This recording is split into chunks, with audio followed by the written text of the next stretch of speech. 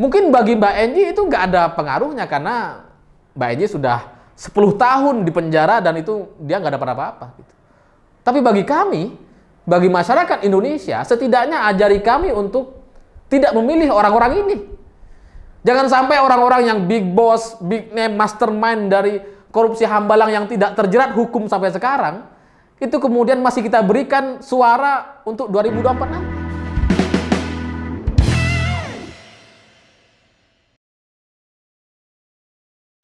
Selamat malam para mantan, selamat malam untuk semua rencana yang masih bisa berubah. Seperti itulah yang saya rasakan hari ini karena ada sedikit perubahan rencana yang awalnya mau bahas soal materi lain tapi kemudian muncul video wawancara antara Angelina Sondag dengan Rossi di Kompas TV dan itu membuat saya sebagai pakar mantan harus nonton video ini. Cuma durasinya ternyata 1 jam lebih dan setelah saya tonton, saya akhirnya menyimpulkan bahwa ini bukan video yang mudah untuk kita tonton sampai selesai gitu karena sejak menit pertama sampai detik terakhirnya itu penuh air mata. Angelina Sondag sejak pertama sudah nangis dan menjawab semua pertanyaan Rossi itu dengan tangisan gitu. Dan bagi orang-orang yang mudah tersentuh seperti saya, ini terus terang bukan video yang mudah karena setelah saya nonton 1 jam lebih ini saya merasa energi saya tuh kayak terserap habis gitu. Dan untuk bikin konten video pakar mantan seperti biasanya yang dinamis, yang penuh materi itu butuh konsentrasi yang sangat-sangat tinggi gitu. Dan sekarang saya kayaknya nggak bisa untuk bikin konten ala-ala itu. Tapi akhirnya saya berubah pikiran untuk bikin konten soal Angelina Sondag gitu. Karena ada beberapa cerita yang memang disampaikan dengan air mata tapi sebenarnya lucu dan patut untuk kita tertawakan. Bukan menertawakan Angie, tapi menertawakan Partai Demokrat. Dan terus terang ketika menit-menit awal Angelina Sondag menangis, saya tuh nggak ikut nangis awalnya. Biasa aja. Karena saya sudah tahu beberapa cerita sebelumnya. Sebelum Angie bercerita ini saya udah tahu gitu. Tapi ketika Angie mulai bercerita soal anaknya yang harus dia tinggalkan sejak usia 2,5 tahun. Itu terus terang membuat saya harus berusaha keras untuk menahan air mata tapi itu nggak terbendung. Akhirnya saya ikut nangis gitu dan ketika cerita soal anaknya yang masih kecil sampai kemudian bingung mau diasuh siapa karena kalau ke daycare atau dititipkan ke anak ke tempat penitipan anak itu nggak bisa sampai akhirnya si anak ini dirawat, diasuh, dititipkan kepada sopir Angelina Sondag itu membuat saya rasa ini sedih sekali gitu. Itu ada di menit sekitar 40 sampai 50. Dan itu terus terang sekali lagi ini bukan video yang mudah untuk kita tonton dengan penuh penghayatan gitu karena Angie juga bercerita bagaimana dia mencari cara untuk tetap bisa bertemu anaknya dengan cara menjadi tukang sampah, gali-gali parit supaya punya keringanan untuk keluar lokasi dan bisa menemui anaknya. Itu terus terang perjuangan seorang ibu yang sangat-sangat luar biasa gitu. Tapi di sisi lain kita akhirnya mendapatkan sebuah konfirmasi. Sebelumnya ini hanya menjadi keyakinan publik. Tapi ketika Angelina Sondag mulai bercerita di Rossi, kita jadi tahu, benar-benar tahu bahwa memang soal korupsi di Demokrat ini itu ada instruksinya, ada yang mengarahkan. Angelina Sondag di 3 tahun pertama atau 4 tahun pertama dia masuk penjara, dia masih ngerasa nggak bersalah dan ngerasa dia nggak korupsi. Karena dia cuma menjalankan tugas sesuai instruksi.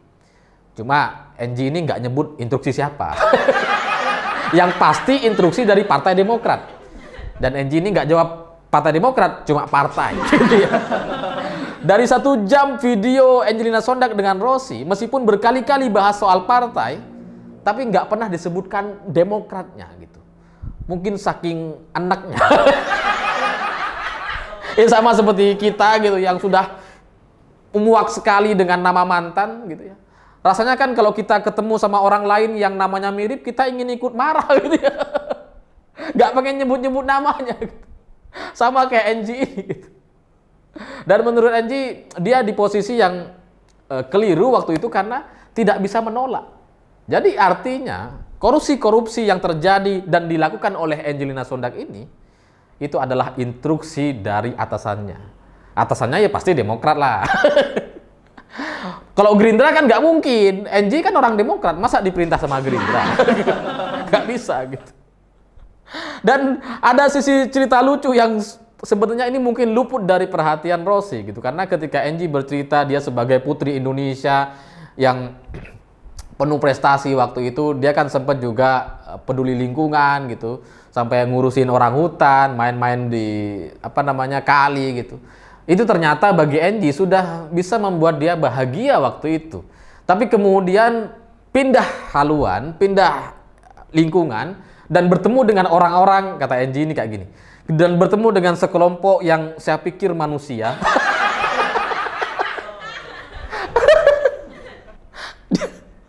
Emang orang-orang Demokrat bukan manusia? Maksudnya mungkin saya pikir manusia katanya. Dan Angie itu kan mencari kebahagiaan, tapi ternyata itulah jalan yang membuat dia menuju kehancuran. Jadi bersama manusia-manusia Demokrat ini dia tambah hancur gitu. Ternyata lebih bahagia atau lebih baik orang hutan dibanding orang-orang Demokrat. Ya tapi ini nggak disampaikan sama Angie, cuma dia bercerita secara secara halus banget gitu, karena dia bilang saya sudah bahagia dengan aktivitas bertemu dengan orang hutan, ketemu sama manusia yang saya pikir manusia, malah terjerumus.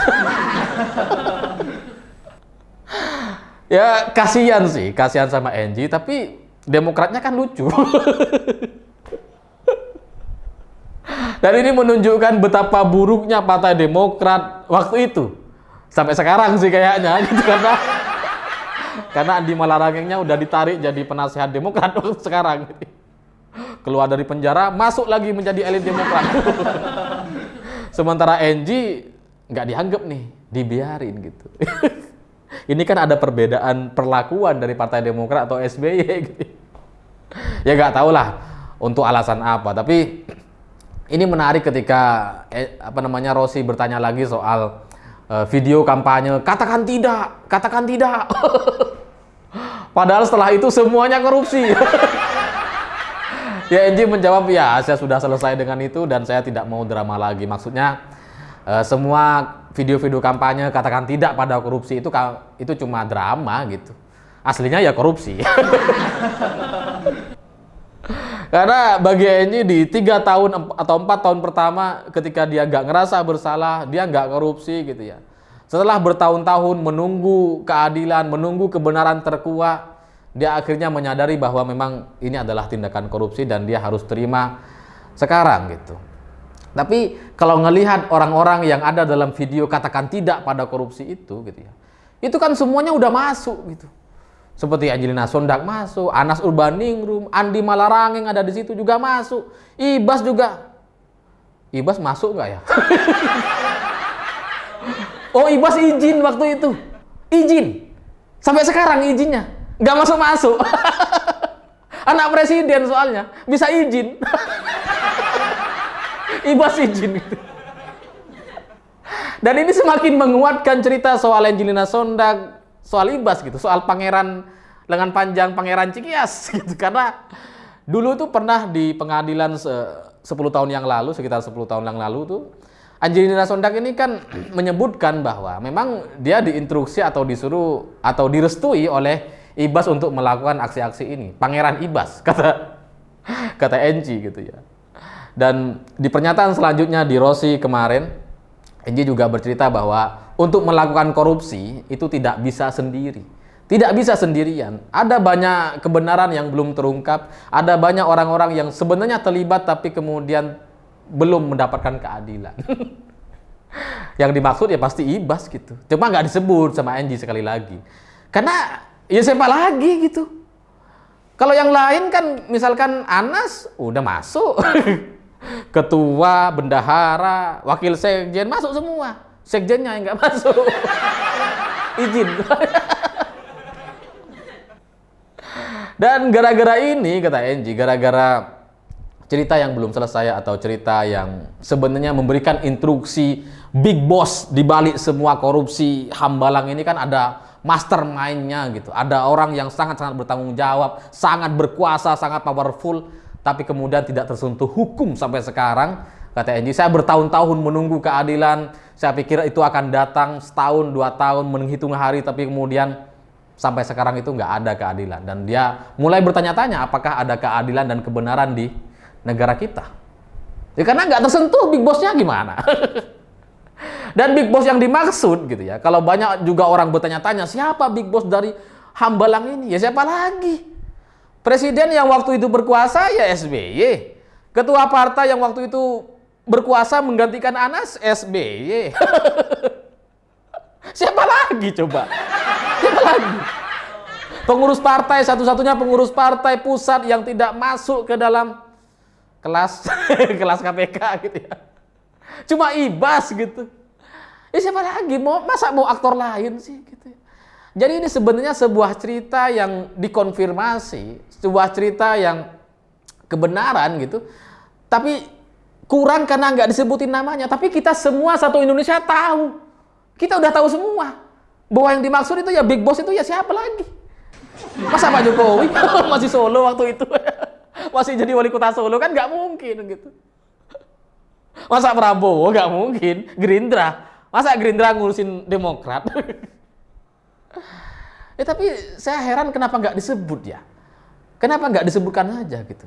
Padahal NG ini sudah 10 tahun dan dia merasa sudah menyelesaikan masa-masa perubahannya gitu karena dia merasa berubah setelah masuk penjara karena menurut pengakuan NG ini juga menarik gitu ya. Dia bilang saya akhirnya bisa menikmati dan merasa bahwa ternyata makan di lantai, makan tempe itu ternyata masih bisa kenyang kata dia. Saya nggak harus duduk di meja terus kemudian makan, nggak harus ternyata masih bisa dengan itu. Dan dengan pengakuan ini NG menganggap bahwa dia nggak punya fasilitas apa-apa, dia nggak punya power, dia nggak punya uang, sehingga dia harus benar-benar menjalani hukuman sebenar-benarnya tahanan gitu. Karena kalau tahanan yang lain gitu ya, yang politisi-politisi, yang punya duit, yang korupsi beneran, kata NG. Karena ini ada dua versi nih. Kalau menurut NG itu kalau korupsi beneran itu uangnya masih banyak. Tapi kalau korupsi karena instruksi, karena diperintah dan dia nggak bisa nolak, ya kayak NG ini sekarang. Dia mau bayar keringanan uang, dia nggak punya uang, makanya dia bayar dengan tahanan. Dan setelah itu saya tahu juga gitu, tahu betul lah. Dan karena saya pernah melihat langsung tokoh-tokoh publik kita yang di penjara gitu dan menikmati, yang nggak penjara-penjara banget nampaknya gitu. Tapi ya saya nggak bisa cerita terlalu detail soal ini. Tapi intinya saya setuju dengan NG bahwa memang sebagian atau beberapa banyak politisi kita yang sudah masuk ke sana itu sebenarnya nggak di penjara-penjara banget gitu, karena fasilitasnya tuh banyak. Nah NG ini nggak dapet katanya. Entah itu karena ditinggalkan, dibiarkan, dilepeh gitu aja karena menyebut nama Ibas. Karena di sidang kan nyebut nama Ibas si NG gitu ya. Mungkin itu bikin Demokrat itu marah, ya udahlah biarin aja. Dilepas gitu. Nah sekarang makanya terlihat gitu. Ketika dia keluar penjara, nggak masuk Demokrat lagi, nggak jadi elit Demokrat, nggak kayak Andi Malarangeng. Yang langsung jadi elit gitu ya. Ya sekali lagi, meskipun NG mengatakan bahwa dia nggak berani sebut karena ini soal keselamatan anaknya, orang tuanya, dia sendiri gitu, dan dia merasa ingin hidup bebas, ingin hidup sebagai warga biasa. Tapi kan kita juga udah tahu ya siapa yang dimaksud gitu. Ya siapa lagi gitu? Siapa lagi coba?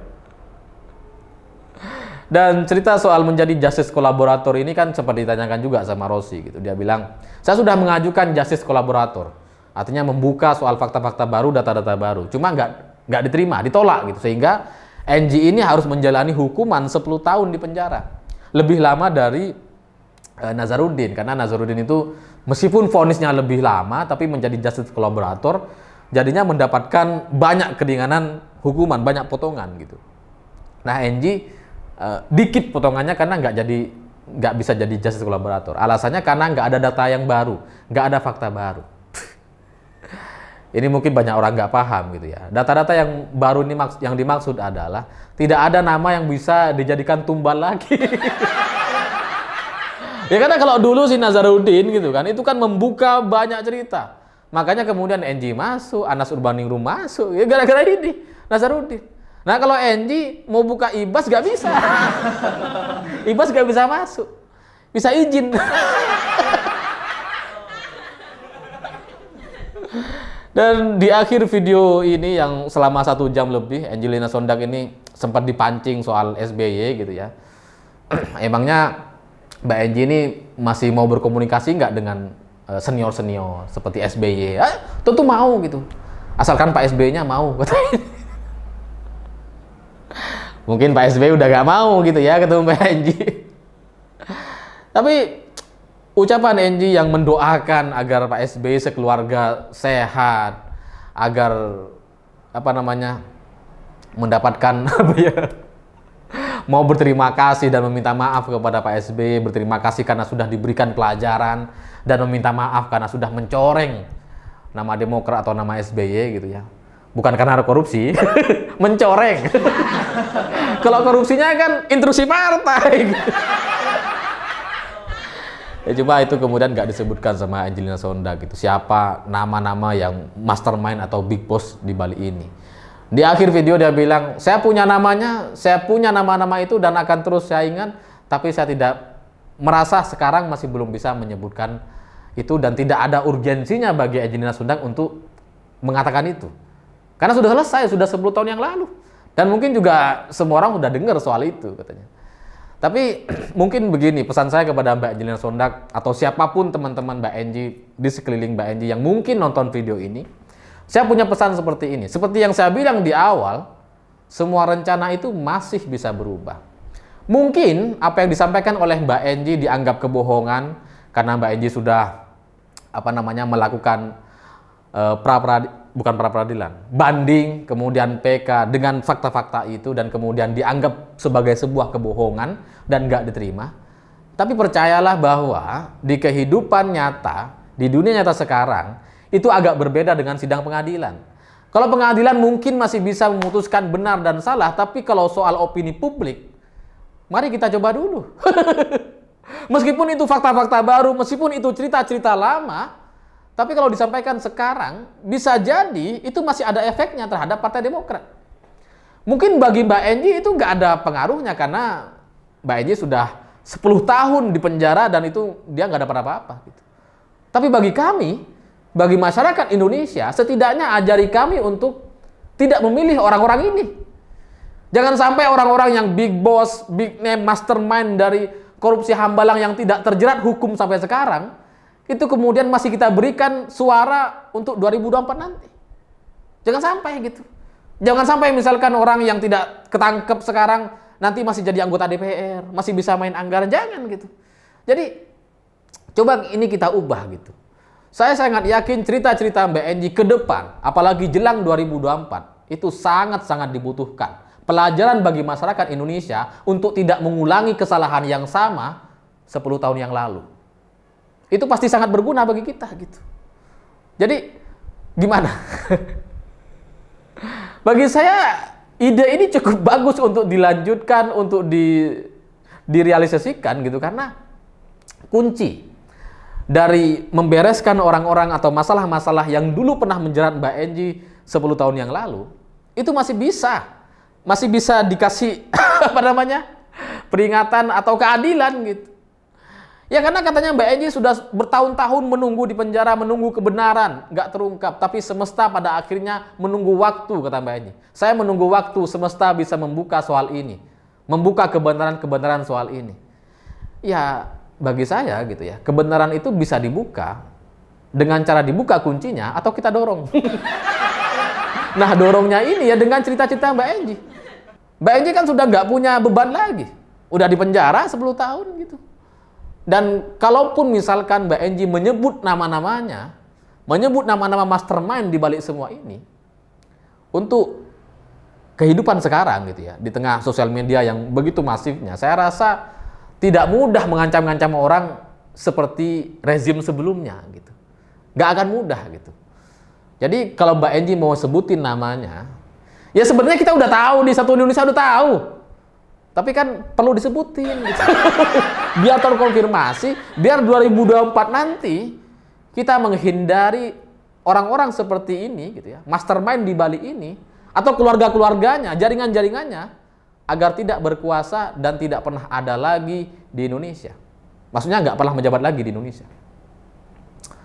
Dan itu saya pikir perlu dipikirkan ulang. Ya sekarang nggak apa-apa Mbak Enji mengatakan dia sudah cukup, dia sudah siap menjadi ibu rumah tangga dan sudah nggak mau masuk lagi ke ranah politik. Oke, itu kan baru pertama, baru beberapa hari keluar dari penjara dan ceritanya masih sambil nangis-nangis gitu ya.